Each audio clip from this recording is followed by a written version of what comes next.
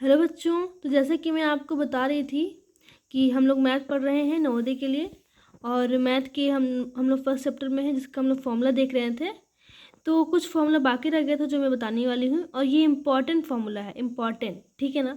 इसे ज़रूर से याद कर लें क्योंकि ये बहुत ही इम्पॉर्टेंट फॉर्मूला है। तो हमने ये फॉर्मूला नंबर 19 तक देख लिया था, हम लोग 20 से देखेंगे। तो क्या है देखिए, प्रथम एन प्राकृत संख्याओं का योगफल। प्राकृत संख्या तो मैंने बताया था, साधारण गिनती होता है उसे प्राकृत संख्या बोलते हैं। तो अगर आपको बोले कि 50 प्राकृत संख्याओं का योगफल बताइए, तो क्या आप 1 से लेकर 50 तक गिनती लिख के उसको योग करेंगे, जोड़ेंगे उसको? उतना में करने में बहुत टाइम लगेगा ना। इसलिए हमें फॉर्मूला दे दिया गया है कि n into n plus one by two, n into n plus one by two. तो जितना तक भी आपको बोलेगा तो n की जगह पे आप उतना रख दीजिएगा। अगर आपको 50 तक निकालना है तो 50 into 50 plus one by to, ठीक है ना। यहाँ जैसे कि दे दिया है प्रथम 20 प्राकृत संख्याओं का योगफल क्या होगा, तो n की जगह पे 20 रख दिया है, समझा दिया आपको। देखिए इतना आ गया। उसी तरह से प्रथम n प्राकृत संख्याओं के वर्गों का योगफल। अगर प्राकृत संख्याओं के वर्गों का योगफल पूछ रहा है तो n into n plus one into two n plus one by six, ठीक है ना। क्योंकि हम लोग को काम जल्दी करने के लिए बताया गया ट्रिक।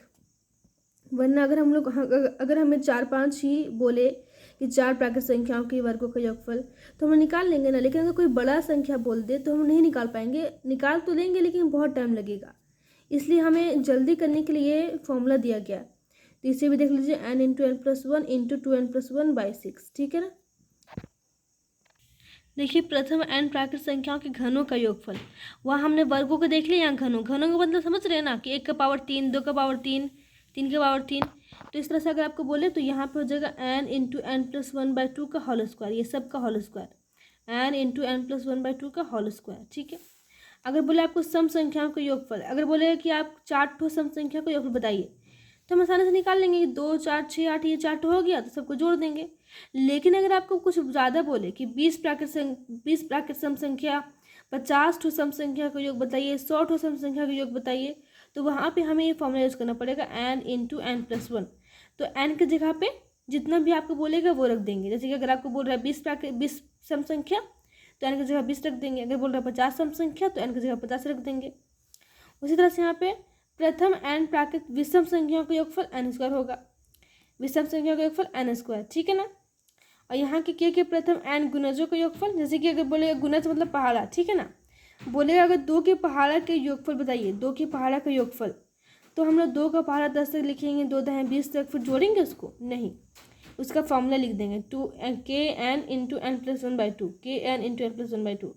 बोले कि 2 का 8 तक के पहाड़ा का बताइए, ठीक है ना। तो यहाँ पे के की जगह पे 2 रख देंगे और एन की जगह पे 8 रख देंगे, क्योंकि हमको 8 तक ही पढ़ना है पहाड़ा। तो बच्चों यहाँ तक आपका फॉर्मूला हो गया। और एक और इम्पॉर्टेंट फॉर्मूला क्या है, देखिए यहाँ पे विभाज्यता का नियम है ना। विभाज्यता का नियम कि हम कैसे पता लगाएंगे कि कोई संख्या कैसे किससे कटता है। जैसे कि सपोज कर लीजिए, अगर आप, ठीक है, 18 है, तो क्या 18 2 से कटता है? बोलेंगे हाँ, 2 9 18 कटता है। लेकिन बोलेंगे 242 2 से कटता है, तो आप क्या करोगे कि आप भागा देने लगोगे, है ना, 2 से भागा दे के देखने लगोगे, तो उतना में बहुत टाइम लगेगा। तो आपको सिंपल याद करना है क्या है, कि किसी भी जिस संख्या का इकाई अंक के स्थान पर 0 2 4 6 या 8 हो, तो संख्या 2 से पूर्णतः विभाजित हो जाती है। आपको कुछ नहीं देखना है, बस आपको इकाई वाला अंक देखना है। जैसे कि मैंने बताया 242 में इकाई अंक क्या है? 2, तो इस इकाई अंक में 2 है, तो ये कटेगा 2 से। अगर मैं वही बोलती हूँ कि 133, तो देखा इसके इकाई अंक में कितना है? 3, तो यहाँ बोला है कि 3 नहीं होना चाहिए, 0 2 4 6 8 होना चाहिए, तो वो नहीं कटेगा। आपको भागे देने की ज़रूरत भी नहीं है, आप बस यहाँ से याद रख लीजिएगा, है ना। और 3 से विभाज्यता का नियम मतलब कि कौन कौन से 3 से कटेगा। तो जिस संख्या के अच्छा बताइए मुझे कि क्या 21 3 से कटेगा? बोलेंगे हाँ, 3 7 21। मैं फिर पूछूँगी क्या 133 3 से कटेगा? तो आप भागा देने लगोगे। तो भागा देने की ज़रूरत नहीं। यहाँ पे क्या है कि जिस संख्या के सभी अंकों का योग 3 से विभाजित होता है, तो वो संख्या 3 से विभाजित है। मतलब कि मैंने बताया 133, तो 133 को जोड़िए, 3 1 4 4 3 7, तो क्या 3 7 3 से कटता है? नहीं कटता है। तो उस तरह से 133 भी 7 से 3 से नहीं कटेगा। आपको भागा देने की ज़रूरत ही नहीं पड़ी, आपको बस जोड़ के आंसर पता लग गया। अब है 9 से विभाज्यता का नियम। जिस संख्या के सभी अंकों का योग 9 से विभाजित होता है तो वह संख्या 9 से विभाजित होता है। और सभी अंकों का योग 9 से, जो रूल 3 का है वही रूल 9 का है। इसमें 6 का नहीं दिया, मैं 6 को बता देती हूँ कि जो संख्या 2 और 3 दोनों से विभाज्य हो जाए, 2 से भी विभाज्य होता है और 3 से भी विभाज्य होता है तो 6 से विभाज्य हो जाएगा। अगर आपको चेक करना है कि 6 से कटता है कि नहीं कटता है तो आप पहले चेक करिए कि क्या वो 2 से कटता है, क्या वो 3 से कटता है। अगर दोनों से कट रहा है तो 6 से कट जाएगा। अगर दोनों में से किसी एक से कट रहा है, मतलब अगर सिर्फ 2 से कट रहा है, 3 से नहीं कट रहा है, तो वो 6 से भी प्रॉपर नहीं कटेगा, ठीक है ना। या फिर अगर 3 से कट रहा है, 2 से नहीं कट रहा है तो 6 से नहीं कटेगा। दोनों से कटना ज़रूरी है, 2 से भी कटना चाहिए और 3 से भी कटना चाहिए, तब वो 6 से कट जाएगा। अब 5 है सबसे आसान, इकाई स्थान पर अगर 0 या 5 होगा तो 5 से कट जाएगा। आपको जनरली 5 तक ही इम्पॉर्टेंट याद रखना है, ठीक है। अगर आप इसे देखना चाहते देख सकते हैं, 5 तक ही आपको इम्पॉर्टेंट देखना है, ठीक है ना। तो मैं आपको अब एग्जाम्पल से समझा देती हूँ, ठीक है ना। आपको उतना समझ में नहीं आया होगा। जैसे कि मैंने 2 से भाज्यता का नियम बताया था, तो देखते हैं हमने 2 से भाज्यता का नियम। मैंने बताया कि इकाई स्थान पर 0, 2, 4, 6 या 8 होना चाहिए, तो 2 से पूरा कट जाएगा। जैसे कि एग्जाम्पल के तौर पर देख लीजिए यहाँ पे 1, 6, 8, 9, 4, ठीक है ना। अब क्या मैं पूछूंगी कि क्या ये 2 से पूरा कटता है, तो आप क्या करोगे, भाग देने लगोगे। भाग देने की ज़रूरत ही नहीं है, आप बस इकाई अंक देखिए। क्या इकाई अंक पे 4 है और यहाँ पे बोला है कि 4 होना चाहिए तो कट जाएगा, तो ये हाँ 2 से विभाज्य हो जाएगा, ठीक है ना। अब वही देखिए 1997, इकाई स्थान पे क्या है, आपको पूरा देखने की ज़रूरत नहीं है, आप बस इकाई स्थान देखिए। इकाई स्थान ये होता है ना 7, तो क्या यहाँ पे 7 दिया हुआ है, नहीं दिया हुआ है, इसका मतलब ये 2 से विभाज्य नहीं है। आई होप कि आपको 2 वाला समझ में आया होगा। अब देखते हैं 3 वाला, ठीक है। 3 वाला क्या बोलता है कि सभी के अंकों का योग अगर 3 से कटता है तो पूरा 3 से कट जाएगा। जैसे कि देखिए 133, इसमें कौन कौन से अंक है, 1 3 3, सबको जोड़िए। 1 + 3 + 3 कितना आ गया, 3 1 4 3 7। क्या ये 3 से कटता है, क्या ये 3 से कटता है, नहीं कटता है, तो ये भी 1 था तो 3 भी नहीं कटेगा, ठीक है ना। अगर इसका योग नहीं कटेगा 3 से तो ये भी नहीं कटेगा। आपको इतना लंबा देखने की भागा देने की जरूरत ही नहीं है, आप बस छोटा वाला देख लीजिए भागा देके, ठीक है ना। आप फिर देखिए दूसरा चीज़ 9 4 9,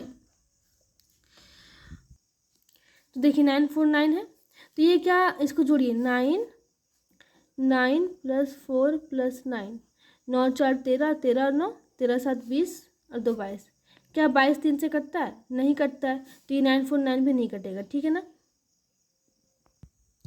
अब देखिए यहाँ पे मैं एक और अंक ले लेती हूँ, ठीक है। क्या लेते हैं, चलिए ये ले लेती हूँ, ठीक है ना, या फिर ले लेती हूँ ये, ठीक है ना।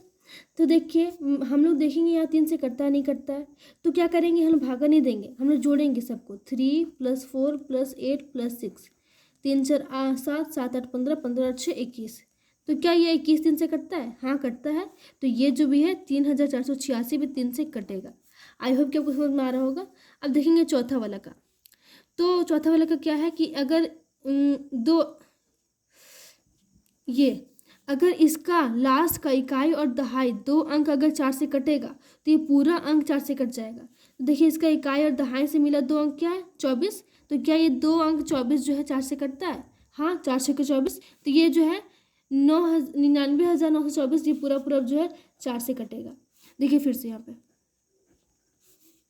ये है, तो इसका इकाई और दहाई से मिला अंक क्या है, इकाई और दहाई से मिलकर कौन सा अंक बना है, 14 से बना है। तो क्या 14 60 से कटता है, नहीं कटता, तो ये भी नहीं कटेगा, ठीक है ना, पूरा अंक नहीं कटेगा। अब 5वां का क्या है, इकाई स्थान पे बस 0 या 5 होना चाहिए।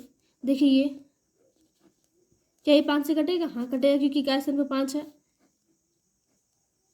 क्या ये 5 से कटेगा, नहीं कटेगा क्योंकि इकाई स्थान पे 4 है ना। क्या ये 5 से कटेगा, हाँ बिल्कुल कटेगा क्योंकि इकाई स्थान पर 0 है, तो ये पूरा कट जाएगा। देखिए ना हम लोग चुटकियाँ बता पा रहे हैं कि कौन सा कटेगा कौन सा नहीं कटेगा। आई होप कि आपको समझ में आ गया होगा कैसे ये बनता है। अगर किसी भी तरह का कोई डाउट है तो मुझसे पूछ लीजिएगा। इसके बाद से हम लोग जो है चैप्टर शुरू करेंगे क्वेश्चन बनाना। ये बच्चों ये बहुत ही बेसिक चीज़ है, अगर ये जान जाओगे ना आप तो आपका जो है 2-3 नंबर तो पक्का फिक्स है, ठीक है ना। ये बहुत से बच्चों को नहीं होता, अगर ये आपको पता होगा तो सारी चीज़ आपको पता हो पाएंगे, ठीक है। Thank you.